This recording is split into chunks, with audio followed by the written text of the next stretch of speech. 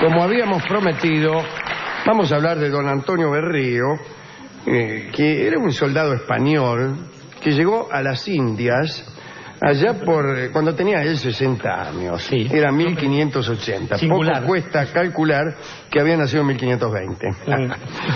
Había luchado para España contra los piratas berberiscos, también en Alemania, en los Países Bajos.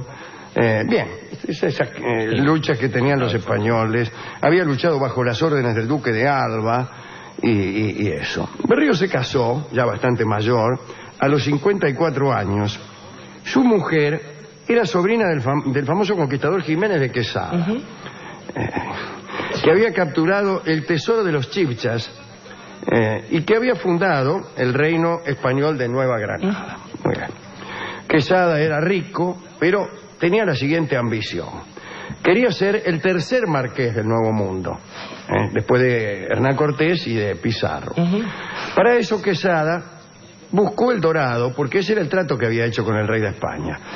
El rey le daría esa jerarquía de marqués si encontraba aquella ciudad, aquella famosa ciudad donde todos los objetos eran de oro, donde había un rey que todos los años se hacía milanesa con un polvo de oro y luego se tiraba a una laguna con el solo objeto de compadrear o de demostrar, especialmente a los que oían ese relato, que allí había mucho oro. ¿Y qué piensa uno cuando le cuentan que el rey de un lugar se hace milanesa con polvo de oro y se tira a una laguna? Uno piensa, allí debe haber mucho oro. Sí.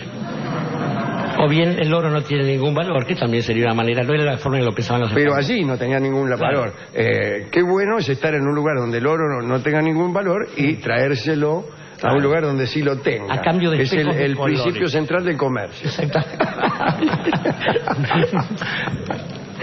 Muy bien. Se fue entonces a buscar el Dorado. La expedición duró 3 años. De 2.000 personas que la integraban, sobrevivieron 25. Un escaso pormilaje. Quesada murió poco después, desfigurado por la lepra y sin haber encontrado nada. Ahora bien, las tierras de Quesada pasaron a su sobrina, y a través de ella al tipo que se casó con ella, que era justamente este Antonio de Berrío. En cuantito Berrío se enteró de semejante herencia, piantó de las guerras de Europa y viajó a las Indias para hacerse cargo de las tierras que tenía esta muchacha. Cuando llegó a Nueva Granada, descubrió que había una cláusula en el testamento de Berrío que le exigía en el testamento de Quesada, que le exigía que continuara con la búsqueda del Dorado. Y Berrío hizo 3 viajes. El primero duró 17 meses y no encontró nada. El segundo duró 28 meses y tampoco encontró nada. Inició entonces su tercera exploración 10 años después. Ya entonces tenía 70 años, como nada cuesta calcular.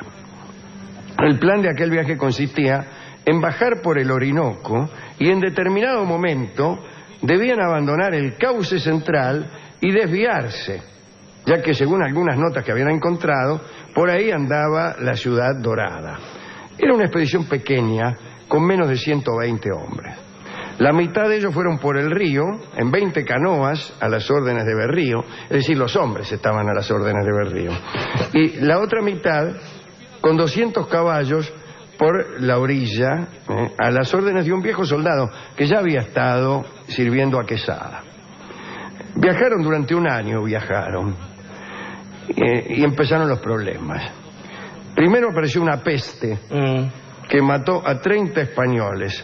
Muchos desertaron, muchos que no se habían muerto, ¿no?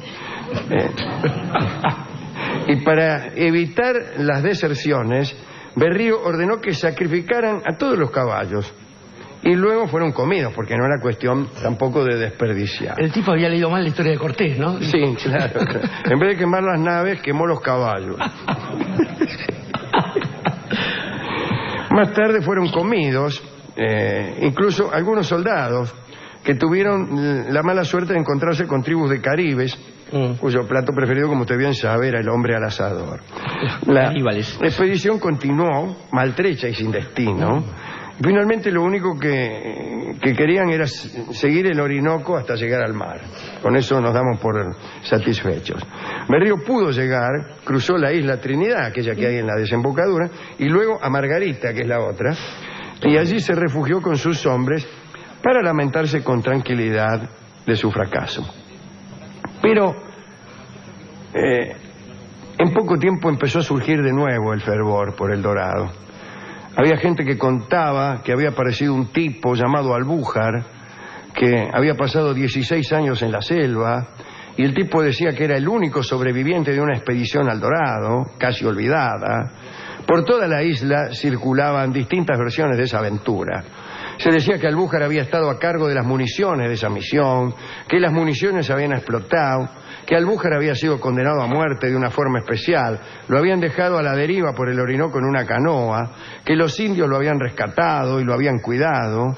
Parece que lo llevaron con los ojos vendados de un poblado a otro, y un día llegó a un sitio en el que le quitaron las vendas y allí Albújar vio la gran Manoa, la ciudad del hombre dorado, allí donde una vez por año, justamente como hemos dicho, hacían milanesa a un príncipe con polvo de oro. Los cuentos decían también que Albújar había aprendido la lengua de los indios, que se había casado con una india y que un día el cacique le preguntó, así porque sí, si prefería quedarse o regresar a la civilización. Y Albújar dijo que quería volver. Entonces le regalaron objetos de oro como despedida, pero en el camino se los afanaron. Cuando llegó a Margarita contó todas esas cosas, no ofreció ninguna prueba, pero todos le creyeron. Yo sacaría el pero. No ofreció ninguna prueba y en consecuencia todos le creyeron. Incluso Berrío. Y tanto le creyó que preparó otra expedición. Era insistidor como el burro. Burrillo. Consiguió la ayuda económica de un tal Domingo de Vera, que creía, conforme a su apellido, en la veracidad de la historia y en las virtudes exploratorias de Berrío. Así los dos cruzaron de Margarita a Trinidad y empezaron en Trinidad los preparativos. Pero ¿quién cae justo en ese momento? Sir Walter Raleigh, con todo el apoyo de la reina Isabel, un apoyo que no era más que una retribución. Sí, que era la querida. Había sido un poco novia la reina Isabel de Walter Raleigh. El tipo había hecho una inversión interesante que era una capa que se acababa de comprar, vio que la mina venía caminando por ahí, la tiró en un charco, ¿sabe? Le había salido un Perú, incluso alguna otra colonia porque no la conocían los ingleses, y la mina le pasó por encima a la capa y después él le pasó por encima a la reina, ¿no? Y así.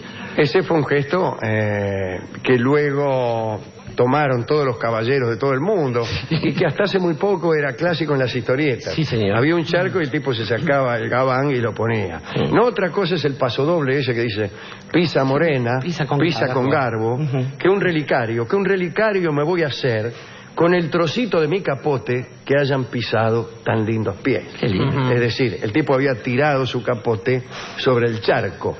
La ausencia de charcos vino a menoscabar la actitud de los caballeros. Como quiera que sea, llegó ese tipo, Raleigh, con el apoyo de la reina Isabel para descubrir el Dorado. Una de las cosas que descubrió Raleigh fue el territorio después llamado Virginia, en homenaje justamente a la reina Isabel. Claro. Y de ahí el tabaco Virginia, al cual Raleigh era muy aficionado, y de ahí también la marca de ese tabaco de pipa que se llama Raleigh. Sin duda. Ahora, lo peor del caso es que Isabel detestaba el tabaco y no lo dejaba fumar en su presencia. Bueno, pero estos son detalles. Llegó Raleigh, hace mucho que llegó, pero no avanzamos. Se quedó fumando el tipo. Y hubo un enfrentamiento entre españoles e ingleses y ganaron los ingleses. ¿Lo ves? Berrío terminó preso de Raleigh, que lo trató con toda consideración. Escribió incluso Raleigh acerca del español lo siguiente. Tengo aquí justamente. Este Berrío es un caballero de buen linaje, muy valiente, de gran confianza y gran corazón. Lo he tratado según su situación, en todo cuanto he podido. La verdad es que se trataban con toda cortesía Raleigh encontró su destino tras las confesiones de Berrío. No solo le contó la historia del tipo este Albújar, sino le contó los viajes que él mismo había hecho, le dijo por qué rutas no había que ir, y el otro se tentó y continuó la búsqueda. Tampoco encontró nada. Lo único que consiguió fue el desprecio de su reina, que terminó por mandarlo preso a la Torre de Londres. Mire qué ingrata. De todos modos, cada vez que se enojaba, Isabel mandaba a alguno preso a la Torre de Londres, y si no tenías tanta suerte, por ahí no te salía. Cortaban la cabeza. Exactamente. Berrío obtuvo su libertad tras la paga de un rescate por parte de la gobernación de Margarita, e incluso le devolvieron a los ingleses un soldado inglés que tenían preso por ahí. Antonio de Berrío se refugió en una islita del delta del Orinoco y allí esperó, ya con 80 años, a que le llegara ayuda de España para emprender una nueva búsqueda. Y llegaron fuerzas de la corona española, casi 800 hombres, pero demasiado tarde. Berrío estaba loco y moribundo, que es una mala combinación para emprender la búsqueda del dorado. También estaba débil y desnutrido, y se tapaba las patas con cartas de navegación y mapas, los mismos que no lo habían llevado a ningún lado. Murió en el año 1598 y el dorado, entonces no tenía 80 años, tenía 78. Sí. Jamás fue encontrado. ¿Por qué no lo encontraron? Bueno, a lo mejor porque no había tal cosa. Y no porque estaba bien escondido, como creen algunos. Lo encontraron porque no lo buscaron bien o estaba tan bien escondido que no lo encontraron. Otra respuesta es, no había tal cosa, ¿cómo lo van a encontrar? Yo, por ejemplo, no encuentro anillos de diamantes en mi casa porque no tengo ninguno, ¿no? Porque bien, esas luchas que tenían los españoles. Había luchado bajo las órdenes del duque de Alba y eso. Berrío se casó, ya bastante mayor, a los 54 años. Su mujer era sobrina del famoso conquistador Jiménez de Quesada, que había capturado el tesoro de los Chibchas y que había fundado el reino español de Nueva Granada. Muy bien. 80 años. Sí. Era 1580. Singular. Poco cuesta calcular que había nacido en 1520. Había luchado para España contra los piratas berberiscos, también en Alemania, en los Países Bajos. Como habíamos prometido, vamos a hablar de don Antonio Berrío, que era un soldado español que llegó a las Indias allá por cuando tenía él 60. Quesada era rico, pero tenía la siguiente ambición. Quería ser el tercer marqués del Nuevo Mundo, después de Hernán Cortés y de Pizarro. Para eso Quesada buscó el dorado, porque